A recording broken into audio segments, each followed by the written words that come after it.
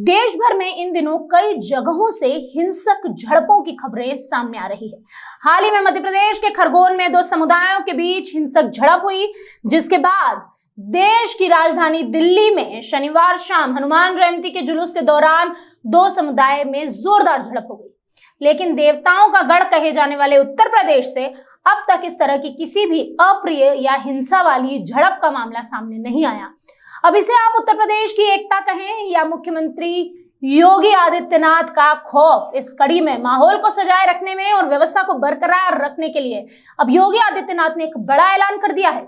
उन्होंने कहा कि धार्मिक स्थलों पर लाउडस्पीकर की आवाज मस्जिद के अंदर बजने ही रहेगी। उन्होंने कहा कि लाउडस्पीकर की आवाजें बाहर नहीं आनी चाहिए। उन्होंने ये बड़ा बयान दिया है और उन्होंने सख्ती बढ़ाते हुए दोनों पर्व को शांतिपूर्ण ढंग से मनाने का भी ऐलान किया।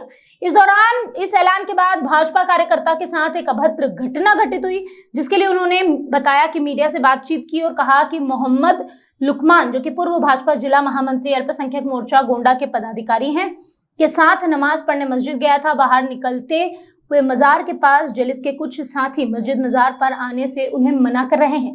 उन्होंने कहा कि तुम काफिर हो, दुश्मन हो, भाजपा को सपोर्ट करते हो, गाली देने लगे। जब हम लोग घर पहुंचे तो पीछे से लाठी डंडे के साथ घर भी पहुंच गए, दरवाजा पीटने लगे, जाति सूचक गालियां दी गई। उन्होंने इस दौरान मांग की कि इन लोगों के खिलाफ शासन प्रशासन कड़ी कार्यवाही करे। राम नारायण जायसवाल की रिपोर्ट। मेरा नाम मोहम्मद लुकमान है। मैं भारतीय जनता पार्टी का पूर्व जिला महामंत्री और इस समय एक भारतीय जनता पार्टी का कार्यकर्ता हूँ।